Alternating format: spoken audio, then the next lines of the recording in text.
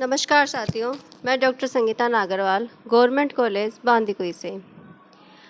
आज हम जिस विषय पर चर्चा करेंगे वो है त्रिपुरा अधिवेशन और सुभाष की समस्याएं और इन समस्याओं के कारण सुभाष बाबू ने कांग्रेस अध्यक्ष पद छोड़ा। इसकी हम चर्चा इस वीडियो में करेंगे। तो देखिए, हम पिछले वीडियो में बता चुके हैं कि हरिपुरा अधिवेशन में गांधी और कांग्रेस के नेताओं ने पूरे समर्थन से सुभाष बाबू को कांग्रेस अध्यक्ष पद पर चुना था। लेकिन इसके बाद कुछ विचारों और सुभाष की कार्य पद्धति के कारण गांधी और उनके समर्थक सुभाष से नाराज़ थे और ये नाराज़गी इतनी बढ़ गई कि सुभाष को मजबूरन कांग्रेस पद से त्यागपत्र देना पड़ा। तो ऐसी कौन सी समस्याएं थी या दक्षिणपंथी क्यों इतनी बुरी तरह से नाराज़ थे कि सुभाष को कांग्रेस के अध्यक्ष पद से त्यागपत्र देना पड़ा।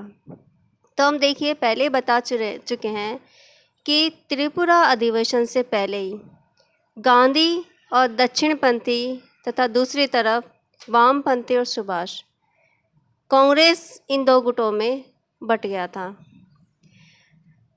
दक्षिणपंथी और गांधी किसी भी सूरत में अब कांग्रेस के अध्यक्ष पद पर सुभाष को नहीं देखना चाहते थे। वो अपने समर्थक किसी व्यक्ति को कांग्रेस का अध्यक्ष पद देना चाहते थे। इधर सुभाष ये निश्चय कर चुके थे कि कांग्रेस पर ऐसे व्यक्ति को बैठाया जाए, कांग्रेस के अध्यक्ष पद पर ऐसे व्यक्ति का निर्वाचन हो जो किसी भी तरह की मांग के आगे नहीं झुके। उनको ऐसा कोई व्यक्ति नहीं मिला था और इसी कारण उन्होंने कांग्रेस के अध्यक्ष पद पर खुद ही बने रहना मुनासिब समझा। लेकिन दूसरी तरफ गांधी और दक्षिणपंथी नहीं चाहते थे कि सुभाष कांग्रेस के अध्यक्ष पद पर बने रहें। इसीलिए गांधी ने अपने समर्थक पट्टाभी सीतारामैया को कांग्रेस पद के लिए चुना।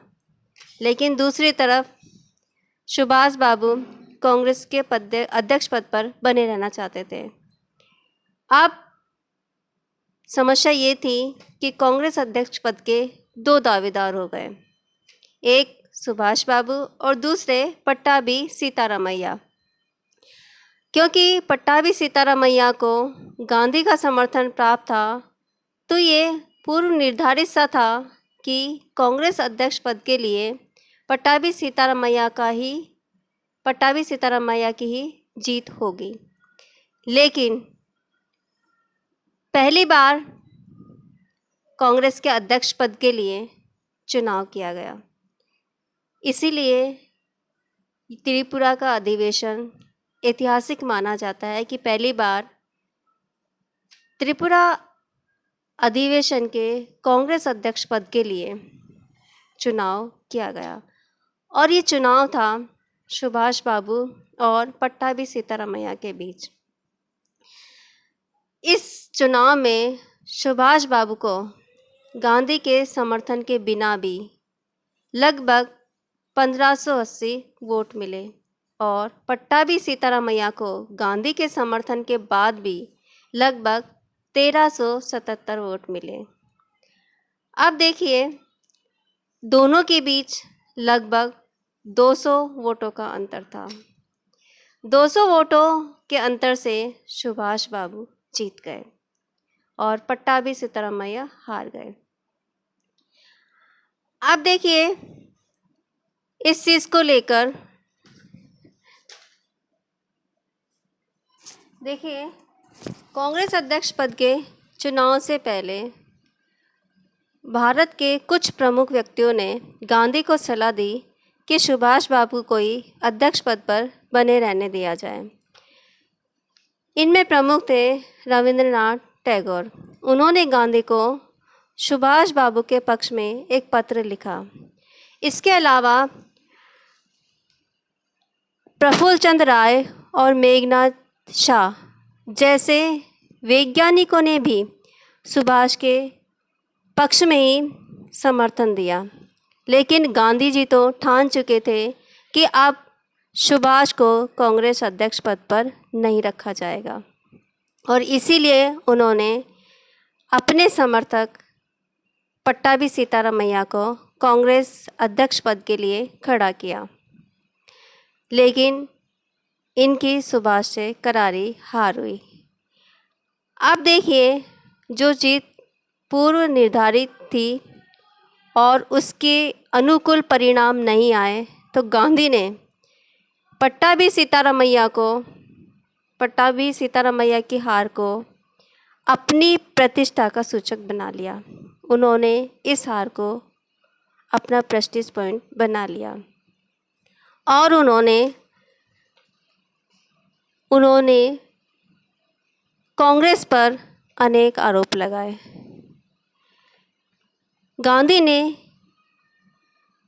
आरोप लगाया कि कांग्रेस ने भ्रष्ट संगठन का रूप धारण कर लिया है और इसके सदस्य फर्जी हैं। साथ ही साथ गांधी ने एक खुली धमकी भी दी कि यदि कांग्रेस ने दक्षिण पंथियों के अनुकूल नीति का पालन नहीं किया तो वे कांग्रेस से अपना नाता तोड़ सकते हैं। साथ ही अपने समर्थक लोगों से भी कहा कि अगर वो सुभाष की नीति से सहमत नहीं है तो वो कांग्रेस से त्यागपत्र दे सकते हैं। तो देखिए, कांग्रेस अध्यक्ष पद पर पुनः सुभाष बाबू निर्वाचित हो गए और ये बात दक्षिणपंथियों और गांधी को बिल्कुल पसंद नहीं आई, और इसीलिए दक्षिणपंथी, जिनमें जवाहरलाल नेहरू और सरदार पटेल भी थे, कुल मिलाकर इन 15 सदस्यों ने सुभाष के अध्यक्ष पद के विरोध में त्यागपत्र दे दिया। इसी स्थिति में 10 से 12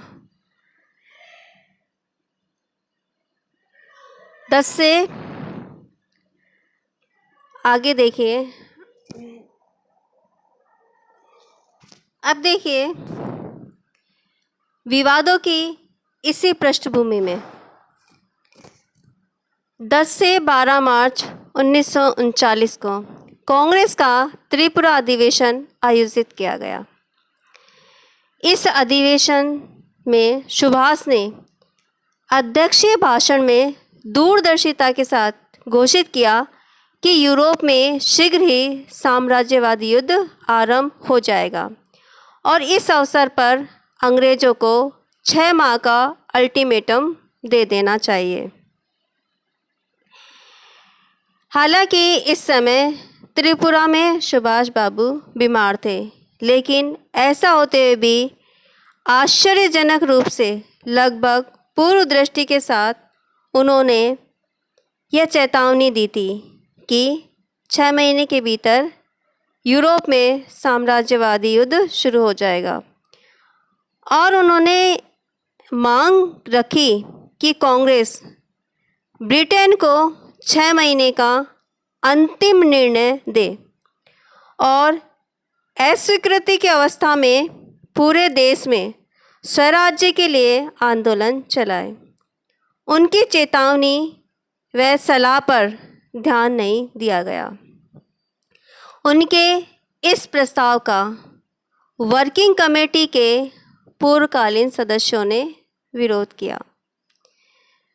गांधी इस समय राजकोट में अनशन कर रहे थे और हम पहले ही बता चुके हैं कि इस अधिवेशन के समय सुभाष बाबू भी बीमार थे। अब आगे देखिए, दक्षिणपंथी जो गांधी के समर्थक थे, उन्होंने इस स्थिति का लाभ उठाते हुए एक प्रस्ताव पास कराया कि कांग्रेस अध्यक्ष गांधी जी की इच्छानुसार वर्किंग कमेटी मनोनीत करे।